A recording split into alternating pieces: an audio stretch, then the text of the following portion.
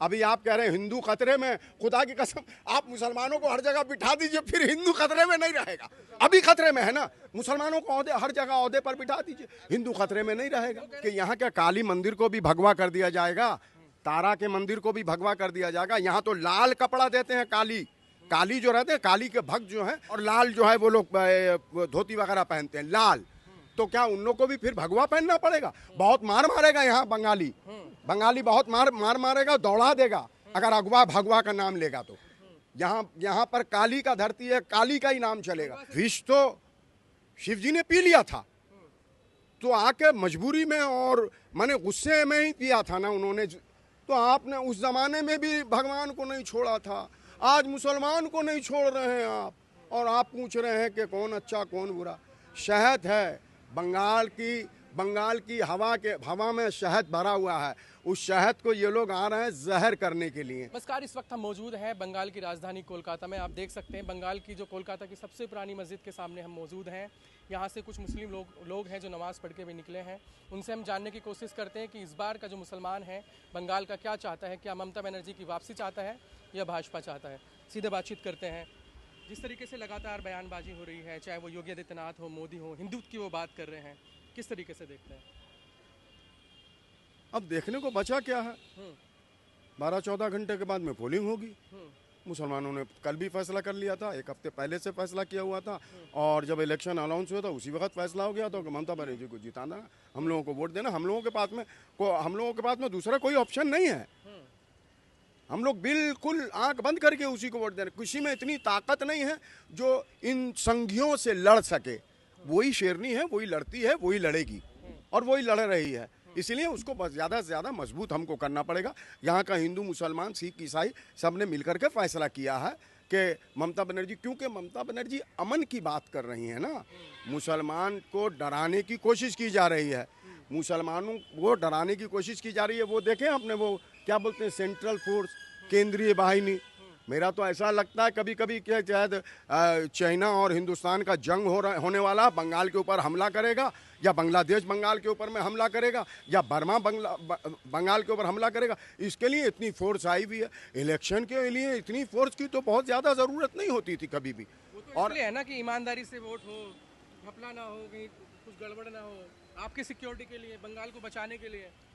तो मैंने आपके 77-76 जो एमएलए जीते हैं, तो वो बीजेपी के जो यहाँ विधानसभा में एमएलए जीते हैं, वो क्या बेईमानी से जीते हैं? ईमानदारी से ही तो जीते होंगे ना वो लोग। जो जब आप ईमानदारी से जीत रहे हैं तो दूसरे लोग भी ईमानदारी से जीत रहे हैं, इसमें तो कुछ बोलने की बात नहीं है। और अब के वो क्या बेईमानी करने की बात कर रहे हैं इतनी फोर्स ला करके?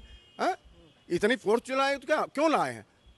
लेकिन योगी आदित्यनाथ का एक बड़ा बयान भी सामने आया है। उन्होंने कहा है कि अब वक्त आ गया है कि यहाँ की बंगाल के दिल में काबा है या फिर माँ काली है।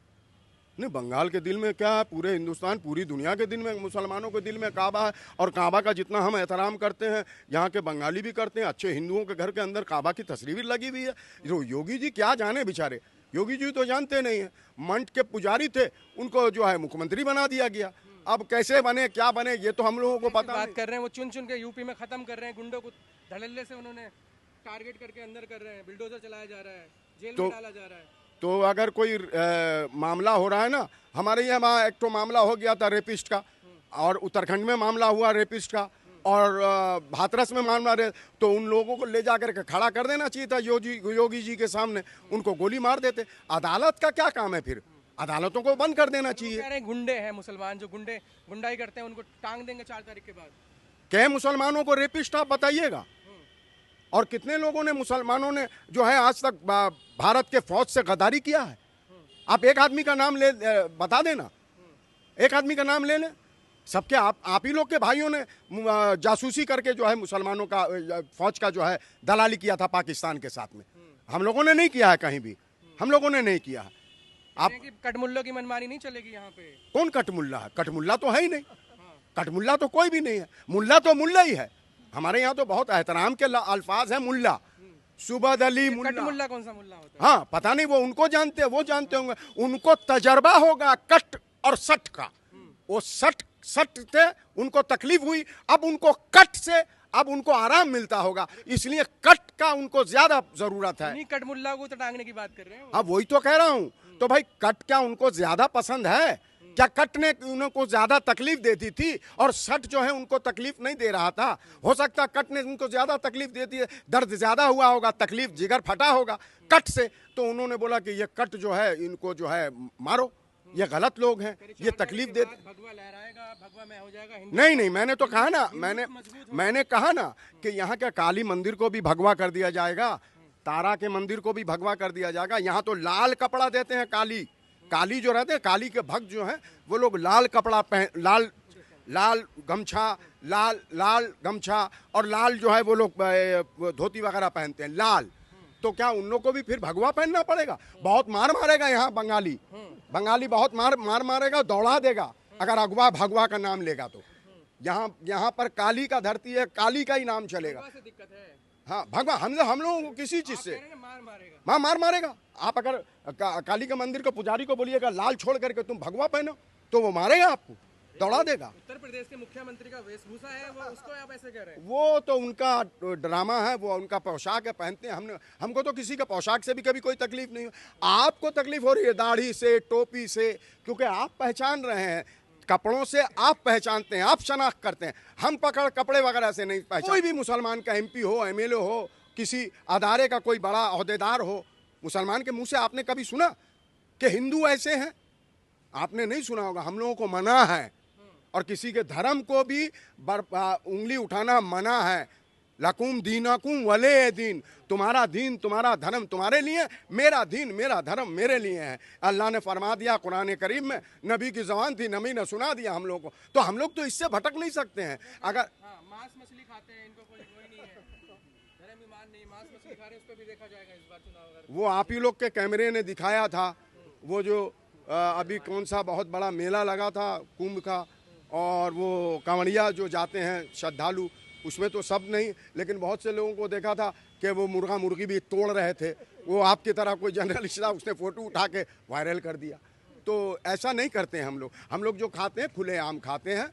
और बिल्कुल हमने तो कह दिया, मांस मछली तो सभी खा रहे हैं, ममता बनर्जी भी खा रही हैं, और उनके जो कैबिनेट के मिनिस्टर हैं वो लोग भी खा रहे हैं।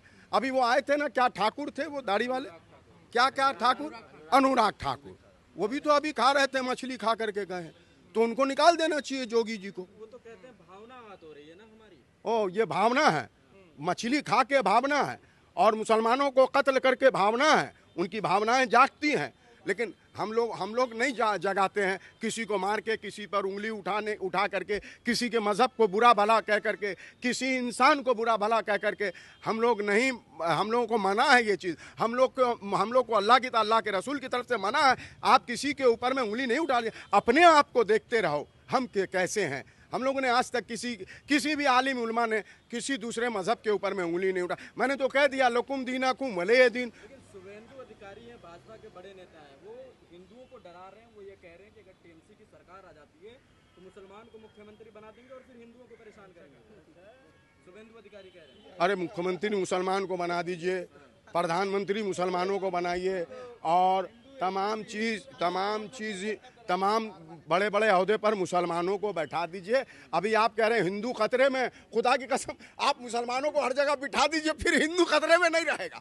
अभी खतरे में है ना, मुसलमानों को हर जगह अहदे पर बिठा दीजिए, हिंदू खतरे में नहीं रहेगा। वो कह रहे कैपेबल नहीं है ना मुसलमान, इतना क्या चीज़ कैपेबल नहीं है, उस लायक नहीं है। ओ, कैपेबल भी नहीं है, हम किसी लायक भी नहीं हैं, और उनसे डरते भी, मुसलमानों से डर भी रहे हैं।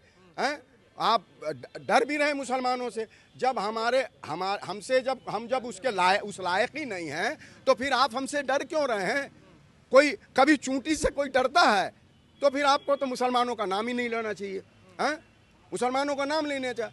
अरे हमारे लिए तो काबा और काशी दोनों इज्जत का एहतराम की चीज़ है। काबा काशी दोनों को एहतराम की नज़र से मुसलमान देखता है। आप पूजा कर रहे हैं, हम ये देख रहे हैं कि ये भी एक मुक़द्दस जगह है, ये मुक़द्दस मुकाम है, ये देख रहे हैं। हमने आज तक कभी किसी के धर्मस्थान के ऊपर में उंगली नहीं उठाई, ना हमने कब्जा किया हुआ में तो नमाज ही नहीं होगी। आप खोद रहे हैं, और सुप्रीम कोर्ट ऐसा न्यायालय है, और वो कोर्ट है, हाई कोर्ट है, सुप्रीम कोर्ट है, वो ऐसा कोर्ट है कि वो फ़ौरन ऑर्डर देता है कि खोद दो। आज टीपू सुल्तान मस्जिद में कोई आप बोल दीजिएगा, ये बोल देंगे इसके नीचे में मंदिर का हमको गुमान हो रहा, इसको खोद दीजिए, आकर के खोद दिया जाएगा।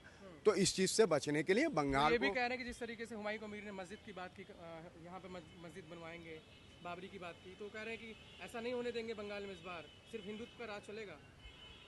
हुमायूं ने जो मस्जिद बना लिया उसकी 7 पुश्त बैठ करके खाएगी, इतना पैसा उसने कमा लिया।